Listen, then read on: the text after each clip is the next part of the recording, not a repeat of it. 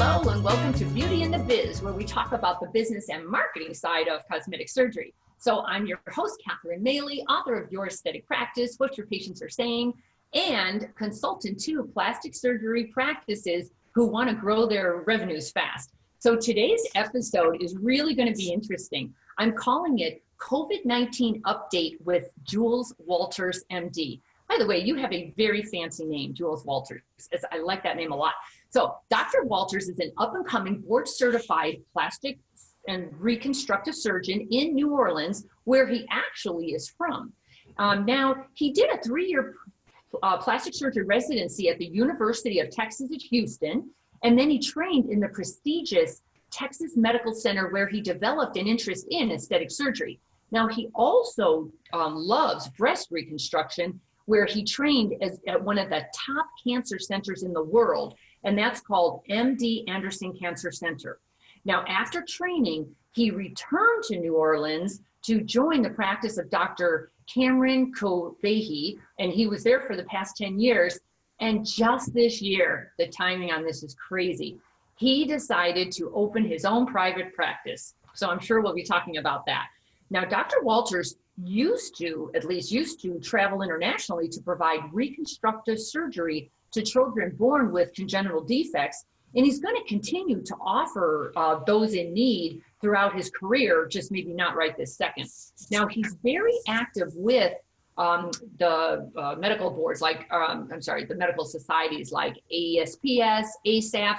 He's very active with Louisiana Society of Plastic Surgeons, and he's super active on social media. So, Dr. Walters, welcome to Beauty in the Biz.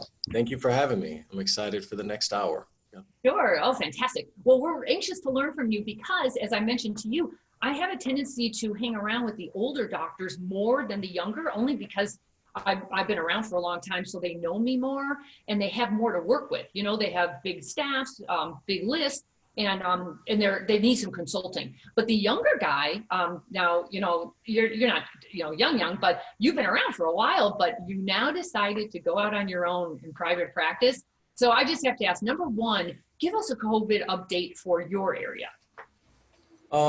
So yeah, I think, you know, most people in the United States knows that New Orleans was one of the hotbeds of the coronavirus. And, you know, really, I think it hit home towards, you know, me and my practice right around the middle of March. And so I remember I actually had a breast reconstruction surgery scheduled, I believe, on March 16th. And that Sunday is when the chief of staff of the hospital called and said, you know, listen, the hospital's getting, you know, inundated with coronavirus patients. We have several patients on a ventilator. We are making the decision to cancel or postpone some elective type procedures. And so for this patient, it was a semi-elective procedure. So we made the decision to postpone it. And that was right around March 16th. And, you know, that night, I think, was when everything about asymptomatic spread was being talked about, flattening the curve. And so the next day is when I made the decision to, you know, postpone all of my elective surgeries, all of my cosmetic surgeries, and get my office to work remotely from home. And so, you know, over that time, that's where, you know, a lot of hospitals in New Orleans were, you know, really inundated with these patients and, you know, ventilated, you know, needing ventilators. So where it was a serious problem a few weeks ago. I think now we have, you know, right around, you know, 1,900 people who have died from coronavirus. I think we have about 230 patients who are still on ventilators throughout the state, but the situation does seem that it is improving. And so I think there's a lot of things to be optimistic for. As far as, you know, surgeries in our area, we are only able to operate on emergency conditions, urgent conditions, and those conditions deemed time sensitive. So I think for most cosmetic surgery, you know, most cosmetic surgery, unfortunately, is not time sensitive. So for Louisiana, is it the whole state or just New Orleans? Are you right in New Orleans? I'm right in New Orleans, and so like 5 minutes away in Metairie. That's where my office is. Oh, gotcha. I know that area. Yep. And so does the governor have a plan for elective surgeries, or when do you open? Do you have any idea? Well, they just extended our stay-at-home order until May 15th. And so for the state, it was up until April 30th. A few days ago, they extended it to May 15th. Again, on April 27th, we were allowed to do time-sensitive cases. So, it is a judgment call, I think, from physician to physician. I think most members of our Louisiana State Medical Board would agree that cosmetic surgery is not necessarily time sensitive. There are some conditions, like an implant rupture, or an infection, or something that maybe a capsular contracture that's causing patients a significant amount of pain. I think all of those things can be handled on a case-by-case basis, and it's left up to the discretion of the doctor. Hopefully, come May 15th, we will get more direction on elective cases. And that's what we're somewhat hearing, that maybe at May 15th, we may be able to do, purely elective cases, obviously with with social distancing guidelines. So for your practice, how much of it, like 100% pie, how much of the percentage is recon versus cosmetic? Probably about 20% recon, breast reconstruction, and about 80% of my practice is cosmetic surgery. So my practice has been, significantly affected, but we're all in this together, and it's ways to take advantage of this time, and, come out of this stronger. So to back up, you came out of training and you went into practice with Dr. Kobehi. Yes. Very well-known practice, very well-known surgeon. Was that a good move on your part? Yeah, I have no regrets. I think, when I came out of training, it was 2014. So I was in practice for 5 years, 5.5 years before I made the transition to my opening up my own practice at the beginning of this year. So 2014 came out of training. I was looking at jobs in Houston as well as New Orleans. I had some job offers with, mentors of mine in Houston, but my heart was just to come back to New Orleans. So at that point, I was looking just to potentially start my own practice or, join another practice. And so, met with Dr. Kobehi. Everything worked, great. We had a great, fantastic 5.5 years with each other. And, I just wanted, just like a lot of surgeons, I just wanted my own practice. And so, we still partner on breast reconstruction together. So I'm fortunate to, not have, a bad breakup. Everything is great. We're friends. He's a mentor of mine, a colleague, and, we have helped each other throughout this process as well. So do you think it's like mandatory to get a mentor to, get through the waters of starting a practice? Or could you, like looking back now, could you have done that on your own, or was it invaluable to have watched somebody else who has done it? Yeah, I mean, there's pros and cons of everything. And so, sure, I mean, I think I could have done it on my own, but I definitely learned some things from being part of a successful, practice. I think it all depends on your comfort level coming out. I'm someone that, I always want to keep learning, and really it was just a good fit for me. And so, it's not a lot of risk up front. And so, it worked out very well. But I think that's an individual case by case basis. I know some of my colleagues who have joined practices, they have nothing but regrets. And so it's really about, having those conversations up front and making sure that it's a good fit. And, like anything, sometimes you don't know until it's too late, but everything's been positive. I just, like type A personalities and different things like that. I just wanted my own practice. And so here we are. I will tell you, I've worked with quite a few partners, and it's not normally a good story, a good ending. Right. Yep. There's usually that ego, that just the bashing of values and ego and vision deteriorates over time, sometimes faster than normal. Did you have a non-compete clause, or because aren't you opening up shop like right near him? I am. So again, it's all about, finding the right fit. I did not have a non-compete clause, and I think that speaks volumes for him and for both parties. And you just have to, if you do go into a partnership or an associate type, level of a practice, you just have to make sure it's a good fit for you. How do you know? You don't really until you try. And so, I think, because I have some colleagues of mine who didn't, and they may have only lasted 1 year or 2 years. And so, I think it's really just like any relationship in life. You have to have communication. You have to talk about, goals and objectives, and you have to, feel that mutual level of respect. And, I think if you don't, that's when, egos tend to win and relationships fail. And so, it's sometimes they don't. You don't know until you try, unfortunately. Now, was your patient list your list, or how did that work? If somebody called Cobahy and Associates Mhm. and wanted a breast dog, Mhm. who got it? How did that work out? So yeah, I tell a lot of, people that, again, it has to, if you're joining a practice, you have to make sure that the person that you're joining, their goal or their objective should be to get you busy, because then everyone wins, right? And so, right, if someone called the practice, and they requested me, then they went on my schedule. If someone called and they they didn't have a preference of a doctor, then the staff would say, well, we have 2 doctors. And then, do you want, this is Dr. Walters, this is Dr. Kabehi, and then they kind of just put them on in the schedule. So again, we were blessed that we worked well together. I know it's an anomaly.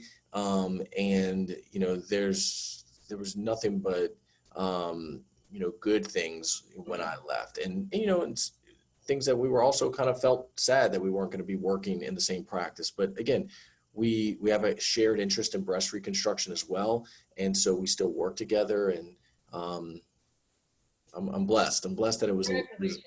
Yeah, I'm so glad to hear that it's possible. It's possible to have an amicable split, and still stay in the neighborhood and not killing each other. So were you able to walk away with a patient list, or did you start over when you walk away from that practice? What'd you leave with? Yeah. So again, I had all of my photos and all of my patients. I was able to, this is why this time has almost been a blessing for me, because, for the November, December, I was able to book my cases, for January and February. So when I took off really January 2nd to January 13th. Obviously, there was a lot of planning in the fall to set up a practice, after hours and things like that. But from January 2nd to January 13th, I had an orientation with my staff. Then we were busy. And so I was blessed that I was able to kind of fill the schedule up in January and February. And really, it wasn't like a startup of a new practice. It was really just a, new building, new office, and things like that. So some of the things that it takes, to run a practice, my email marketing, just the way that we communicate with patients, employee manuals, those things were not all perfected. And so, I was doing those things on weekends and at nighttime. And so this time has allowed me to kind of pause and really get all of that done. So. For sure. By the way, did you bring any staff with you, or did you start fresh from that as well? I did. I brought 3 staff, and that was a mutually agreed upon thing. So I had to, hire 1 additional staff. I have 4 full-time employees and 1 part-time employee. And you did not furlough them? You kept them on board? I kept them on board. Again, I think this all brings up you know, the importance of really saving for a rainy day, and you know, something that I lived by during my first 5 years of practice is to kind of still live like a resident. And, you know, even though you're making money and things like that, I knew that there was a possibility that I would want to start my own practice at some point. So, you know, I was prepared financially for that. And, you know, there were things that I needed to take advantage of the downtime, and to, you know, make sure my staff is answering the phone calls, you know, the phones the way that I want them. And it gave me time to, you know, finish up the employee manual, you know, do some staff training, finish all of our email type marketing stuff, that the way we want to communicate with patients, perfect my consultation day and how we are seeing patients. And so, you know, with that understanding, we made, you know, all the necessary maneuvers to work remotely, do video, you know, conferencing, and make sure that my staff were doing all of those things. And so, you know, I think that's where, you know, I haven't taken a you know, income from the practice account, so I wasn't paying myself. My first thing was to pay my employees. And, you know, I don't think it's bad if you have to furlough people, because again, it's a business, but I just felt a little bit better not having to do that, because I did have work for them to do. So. I tell you, that goes a long way with patient loyalty as well, or staff loyalty. For you to hang in there like that, good for you. That's, yeah. Well, hopefully you took advantage of PPP and that relief is coming, or? Right. I just got funded for PPP about a week ago. So, you know, there was some hiccups that, you know, I think most people had to endure, but, you know, again, it's just staying positive. And, you know, we worked with all of our vendors, worked with, you know, our landlords for the rent. And so, you know, the first thing that we did in crisis mode was, how can we conserve cash? You know, what can we delay? And so, you know, all those meetings were done at first. And, you know, now the PPP does help, and, you know, makes me feel, you know, a little bit safer throughout this whole process. For sure. Aren't you in the middle of building a build out? Yes, I am. So, you know, that was the thing. And everything got delayed. And so I decided I thought by January 1, my new office would be built. But obviously things just take longer.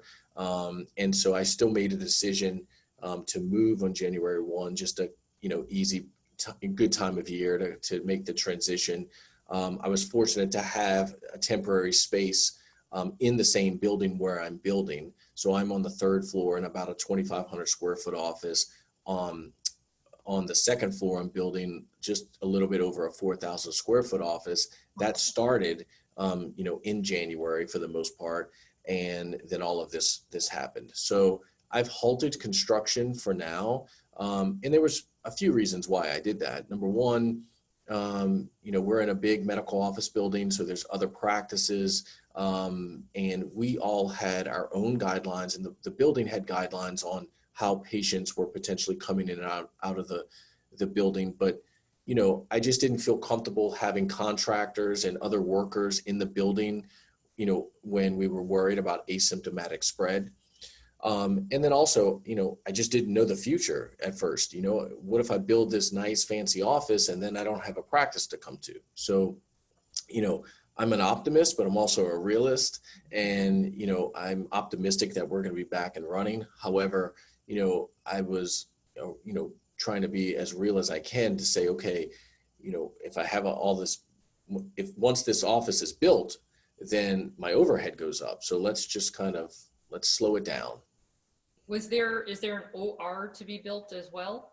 No, I'm going to have a procedure room where I'll do some local cases and things like that, with the intent to potentially transition it to a fully accredited operating room at some point. But, you know, obviously that comes with more expenses. If I have that, I think the best business plan is really if you have 2 surgeons, because one surgeon can be using the operating room while the other's in clinic, and so that it's always kind of effectively running. So, you know, the plan at some point is to maybe bring on another surgeon and, you know, kind of, you know, have that business model. Okay. Well, you've thought it through. It sounds good. Yeah. So what would you say is your biggest concern reopening? What are you feeling or fearing?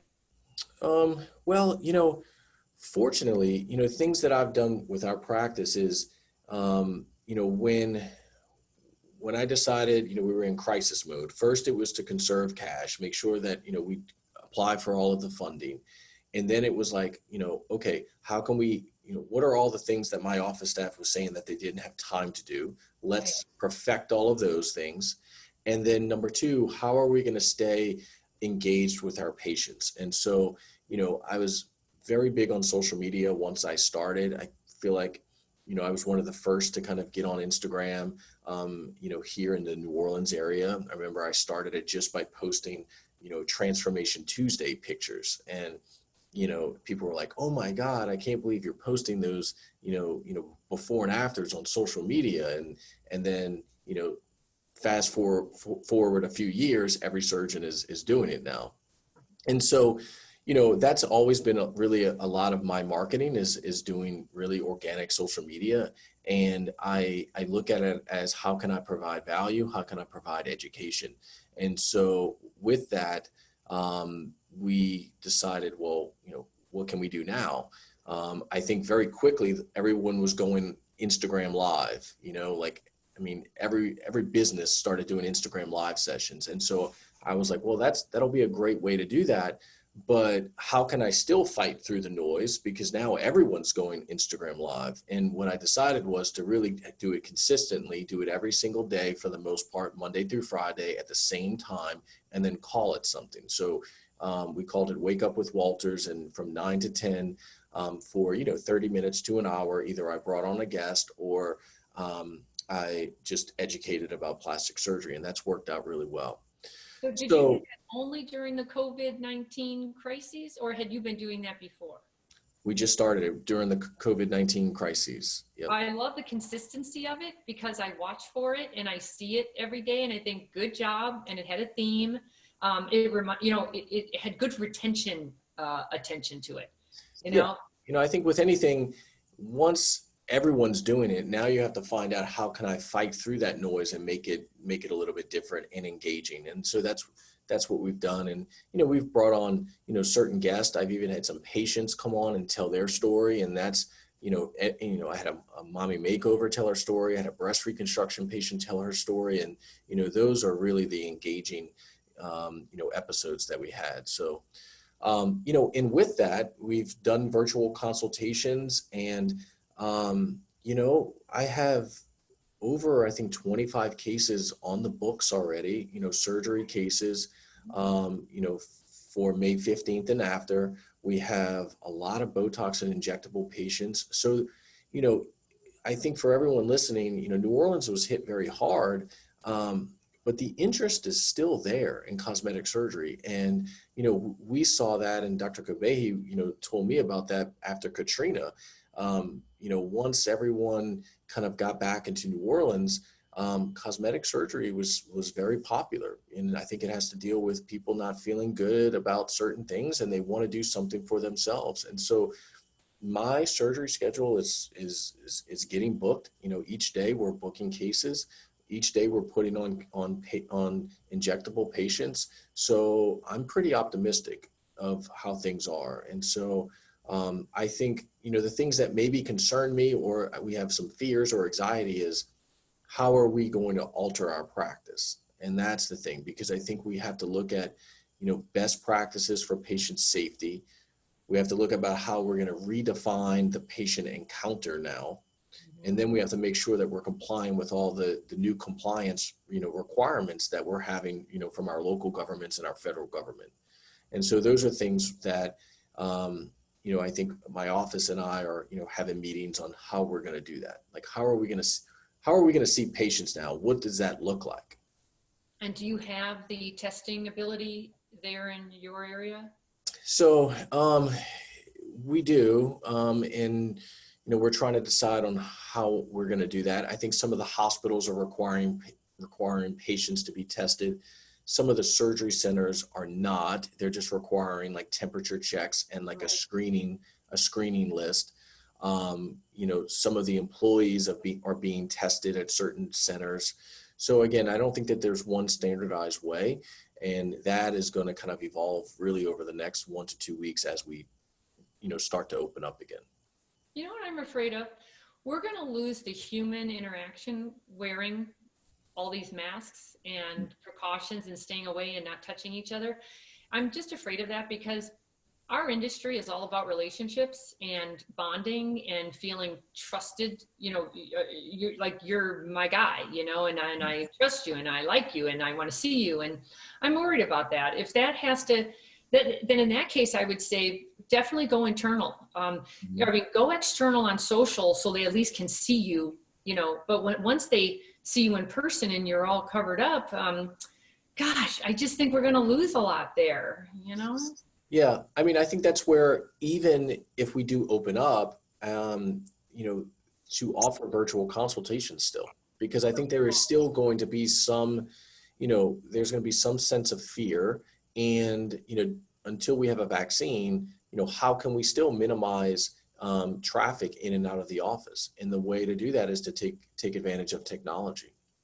Well, I've been on a lot of webinars, and they're thinking that their patient flow can decrease by 50%, with all the new precautions, and they're afraid of that. So then you think, well, gosh, if that's true, then you better come up with a higher value patient for the time that it's going to make up for not seeing as many. So it's going to be more quality than quantity. And even then, it's just a silly question. How are you going to do fillers? Are you going to wear a mask and have them take their mask off? Like, how do you do that? Yeah, I think, again, we're perfecting all of these guidelines right now with our office, but I think, all employees and myself will have a mask on potentially throughout the whole patient encounter. And then for fillers, I think, those patients have to meet certain criteria. So they have to, get their temperature checked, make sure that they weren't exposed to anyone recently. And, I think I feel that it's safe potentially to do fillers. Obviously the patient's going to have to remove their mask for certain areas. Right. Are you going to have to sign certain documents saying you're not held responsible? Yeah, I think, I've been very impressed with really, our vendors, consultants like you do a great job of educating and really putting out content for free, your podcast, your Instagram posts, your emails, and that really helps our society. So the American Society of Plastic Surgeons and the American Society for Aesthetic Plastic Surgeons have given us consents that are related to COVID-19. So, I think there will be two different types of consents, for a patient to come in for any type of, patient encounter, whether it's injectables or just a consult, they will sign, and then there will be one as well for surgery. Gotcha. So regarding the business and marketing side of your plastic surgery practice, are you going to market any differently now? Yeah, no, I think it's important to take advantage of some of the attention to social media. And that's where, I was with my staff from day one and said, okay, we need to kind of establish a show, and let's, do these Instagram live sessions, but do it every day for the most part and call it something just to make it engaging for patients. And I think that's worked out very well. A patient, just the other day, I talked about gynecomastia, and I had a virtual consultation on a patient yesterday that, saw the gynecomastia segment, and they booked a consult through that. And so, I don't pay extra money for it right now, so I can't really look at the return of investment. It's time, but, especially right now, I have a little bit of free time. And so we've taken advantage of that. Most of my marketing has been just really through my website, my SEO. And, I look at marketing on every patient encounter, because that's where, I'm kind of old school with that. I try to keep my own internal, patients, when they leave my practice, if they have a good experience, then they're my walking, marketers. And we take that very serious. And, that's something that, with the transition of the new practice, that's where we, took some time to pause to make sure that we are set up for that. And so that's the best marketing. I mean, a happy patient is the best marketing. And then also social media. That's kind of my go-tos. Then let's talk about social media, because I personally was fighting it. I thought it was a whole lot of effort for a whole lot of nothing, because you couldn't target it. As much as we think we're targeting it, it's still like doing a TV ad. You're just throwing it out there and hoping for the best. It's a little more targeted, but it's still so hard to put a dollar amount on it. I'm a huge marketing philosopher that says, if you can't track it, don't do it. Yeah. But has COVID-19 been the best thing for patient attraction, for building your list? It's been amazing. Yeah. I mean, we're all sitting around online all day, and you can't capture that kind of attention ever again in your history. So I'm so glad you're taking advantage of that, because even if it's not leading to surgery at the moment, it's a patient building list that you can follow up with for forever, because somebody who's interested in looking good now is going to be next year, next month, so I think a patient's always a patient. I really do. So just building that brand and building that list right now is brilliant. But you know about social media. Are you good at following the numbers, the behind the scenes analytics? No, I'm not. And that's something that I want to do more, especially because I am data driven and I want to look at that. And so that's something that, I have been guilty of not doing it, but I do feel that it's really just, if you don't like it, it's something necessary to be competitive in this world. And I think it really goes with every business, every company. Now the iPhone and the smartphone has really changed everything, because there's some marketers who say that people, and I think maybe you even said this, people aren't even looking at billboards anymore, because while they're driving, they're texting or they're looking at their phone. And so, I mean, you just have to understand where people are. And, most things in life right now are driven by, the phone. And that's where marketing is. And I think any business, people who are going to succeed are going to be the best communicators. And so, it's not like 20 years ago. And, it usually, it used to take maybe 5 to 10 years to build a successful cosmetic practice, because, marketing was different now. And I think, young surgeons can come out very soon. And if they are communicating their message more than the older experienced guy who is not doing any of that, they can, the younger surgeon can get busy very quickly. For sure. How many hours or minutes, or how many hours are you spending a day on social? I don't know. I guess it's a few hours. It's just, when we are seeing patients, before coronavirus, we're always kind of thinking, how can we share maybe something during the day? When we have a happy patient and I'm seeing them in clinic, it's like, hey, can I video your result? And, over 50% of them, I think, say yes. And so, that's a lot of patients that and first it was very awkward. I've been doing it for about, 5 years. And so it was awkward to kind of stop, the flow of the visit and say, hey, your result is so amazing. Can I do a video? And, you just have to get used to and comfortable of doing that. And you'll be surprised on how many patients do want to, show off their good result.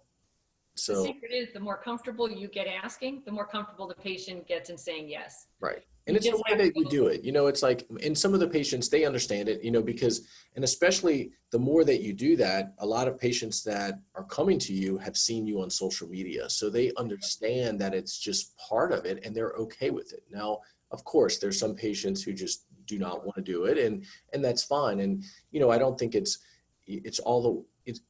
how you phrase everything. It's like, listen, you know that patient confidentiality and privacy is my number one concern. If you feel uncomfortable in any way, you're not hurting my feelings. It's okay. I'm still happy for your result and, everything. And so you kind of know the patients that don't want to do it, and you know the patients that will. And it becomes, it becomes very easy and almost natural once you start doing it for, a few weeks or months. What does concern me though about social media? It depends on trends and where patients' fickleness goes. So how like TikTok right now has become the craze. And what happens is then everyone's supposed to get on TikTok, but you guys are still surgeons and your surgeons and your office managers and your leaders for your staff and your patient relations. And now you have to be the marketer too. And I feel for you because marketing practice in today's world does take your time. In the old days, it didn't have to, but today it does. So you have to figure that out. But, Instagram in Canada, they took away the followers, to get away some of the, to get away from, I don't know what, the popularity or the skewing of things. If they do that here, I don't know what happens, but that makes me nervous when you can't own that. I'm just going to tell everybody this. I hope to God, all this social media, you have a mechanism in there for getting the patients or the prospective audience, their name, their cell phone, and their email. Because if that goes down, or have you ever been kicked off of any of the platforms? No, I haven't, but I know what you're saying. And I think it's, it's one of those things is you just have to, I think people who are the best at it, they have a reason for doing it. And so if your reason is to have 100,000 followers overnight, and it's mainly just for ego driven, then you're really not, you're going to be dissatisfied with what social media brings to you. And so you really just have to look at it as this is an open forum for me to get my message out. And like anything good in life, there's no shortcuts. And so it takes time. One of my friends is a bariatric surgeon, and he is, starting to get on social media. And I said, listen, I've been doing this for 5 years. And so you need to kind of do this really for a year and not even expect a patient. You have to look at this as, I'm building brand, and building brand takes time. But once people then get to know you and things like that, then it's really just because it can be a free forum. It's a free forum for you to then kind of highlight your best, highlight who you are, highlight your practice philosophy. Sure, it's getting harder to get exposed, and you have to pay to play now with maybe some ads, but that's like everything. And so these are companies, Instagram's a company, and so they have to make money as well. And so, don't hate all the algorithms. Just know that this is you got to play the game, and people who communicate their message the best, I think, are the most successful. And you have to put it in perspective too, because a lot of you think, I'm not giving $1,000 or $2,000 a month to Instagram, let's say for ads. That's insane. But if you think about it, before, you used to have to give tens of thousands of dollars a month to radio or TV because it was just it was what's that called when you shoot it out there in a barrel? What's it called? You just shoot it out there, and it goes to anybody. For a lot less, you can target more on social. So it's actually not a bad deal to do that, but you have to get good at pay to play. You don't want to you have to really test things and know what you're doing, just so you're not wasting money, because you certainly can waste a lot of money on social, and time. It's time. But again, I think, it's just one of those things. I think to almost be relevant, you have to do it. And so you can fight it, and you can fight it. And look, over the last, 5.5 years, it's a perfect example. When I first, came to New Orleans, I started doing, something called Transformation Tuesday, and every surgeon and other people were like, I can't believe you're doing that. You're posting, before and after of a tummy tuck or a breast augmentation. Obviously it was, the censored and things were covered, but it was still new to the area. And it was, even older surgeons, they were fighting it. Oh, we don't need to do that. You don't need to do that. And now every single one is doing some form of social media. So, don't don't wait until it's harder to get noticed. Take advantage of it. I think the phone has changed everything, in my opinion, with marketing. I mean, you probably know, you're the marketing expert, but that's what, things that people that I follow and people that I listen to, that's where people are. I mean, cable commercials and stuff are even, I think suffering because people, aren't really having cable TV now, and people are live streaming things and streaming. So I don't know. I think you just don't fight it. You got to accept it. I would say now that you have everyone's attention on the phone, who can watch a commercial anymore? I physically am not capable of sitting through a commercial. I've even, when you do retargeting, do you do any retargeting at all? I don't. I mean, again, I've done. I say, I wouldn't jump on that, but when you go to a website, like a CNN website or some kind of news website, yep, and that thing is just screaming at you. It's got blinking lights and ads and pop-ups and banners, and you're like, I can't even figure out what I'm supposed to be reading. I came here to read an article, and that's so out of control. Mm-hmm. So if you can get someone's attention channeled to you and your platform, kudos to you. I mean, and you've got to be different. I don't even know how to be different anymore. You have to really get creative. Christian Subio is really good at this, but he spends hours and hours doing this stuff. But, you have to decide, like, is it worth it or not? But I will tell you, a cosmetic patient in today's world, they're not so different. They still talk to their friends and say, hey, what's up? And then we talk to each other. And then what's the first thing we do? We go check you out on social media. Then we go to your website. And I think that's what the difference is. Before, we were trying to get everybody to go to your website, and we don't get there that way anymore. It's indirect. We first check you out on social, see who you are as a person, as a real person. And that's also, that changed a lot. You all were very mono before. You were surgeons and you were serious. And now you've got to be funny, entertaining, compelling, educational. Oh, yeah. So I think that brings up a good point too. I think and let's bring up TikTok, and I have an account, but I haven't really kind of delved too much into it. I think you still have to kind of be true to who you are. Right.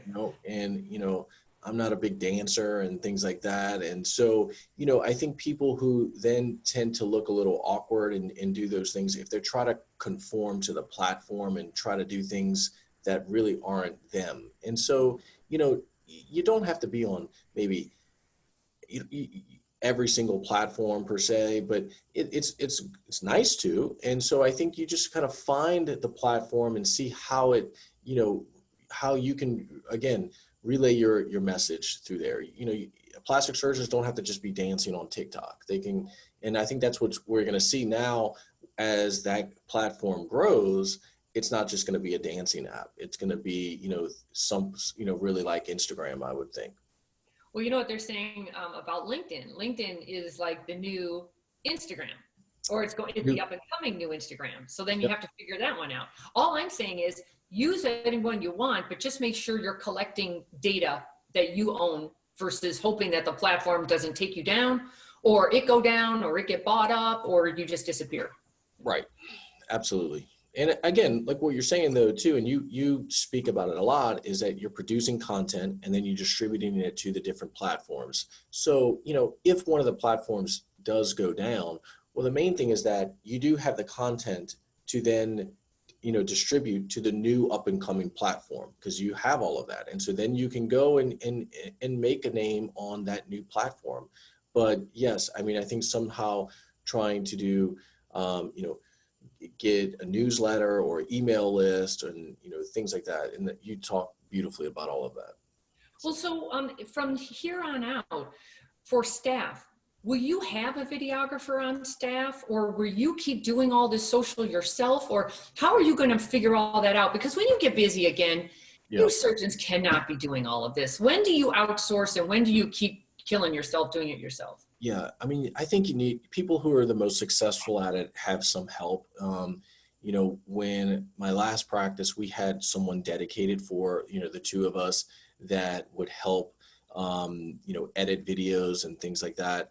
Now, I was always completely involved with it. I did all of the writing on, that's the thing is I think people who do it the best, maybe, and to keep it authentic, it just has to come from you in a way. And, I get in my inbox, DMs daily. It's, pay me $3,000 a month to do these posts. And, I've never done that because it's generic stuff, and that's not what people want to see. And so, I think you have to kind of be involved. You can't just say someone else do it. And, but you need help editing and help creating the stuff. And so, I think hiring someone full-time to do that is important. When I transitioned in January, I was a little bit slow for a few months on it because, again, it was just the startup of the practice. My main focus was, my website works very well for me. So I was getting patients, the schedule was staying booked. So I backed off a little bit on it, but I had a plan to hire someone full-time right before, COVID-19. I was going to start the process to kind of, do that. And then this happened. So, that's when kind of some roles changed in the practice. My front desk coordinator, is younger and she understands all these things. So she's been helping me now with everything. And, she may transition fully into that role. So we'll see. But you definitely need some help to do the amount of content that I think you need to do to take advantage of everything, to be on all the platforms and create good, engaging content. For sure. I do think everyone's going to have an in-house person.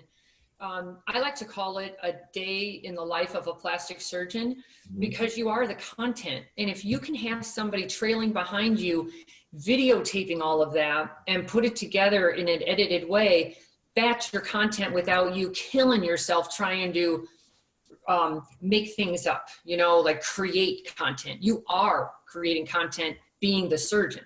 Yep. And, it's like every single day we're going over and I heard you speak about it. And, all of our consultations, there's so much valuable information that we are talking about. And, I started doing that right when we did virtual consultations. I filmed myself doing the virtual consultation. Excellent. That's what I recommend doing. We posted, all of that. And then, you can be funny. A lot of times, during my consultations, I always say, every maybe third sentence, I'll say, does that make sense? And it's just something, I'll say something and I'm like, does that make sense? Yeah. And so, we were able to kind of create that and make that a funny post, of me repeatedly saying, does that make sense? And so, you got to have fun with it. I think, again, I think the younger surgeons, are somewhat naturals at it. And so that's some advantage, but listen, there's a lot of experienced surgeons who have been very successful at it. The one thing that I highly recommend is you can't care what your colleagues think about you.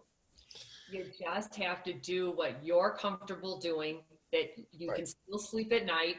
You're being your authentic you, but that kind of transparency is what the patients want. So you can either stay rigid and care about what everyone says about you, or go for it. You can be Dr. Miami. I mean, he really doesn't care what everyone thinks, or something in between there. But I highly recommend everybody at any age or stage of your practice, branding, get that brand down, let the patients know you and what your values are and who you are as a person, as a surgeon, as a human being.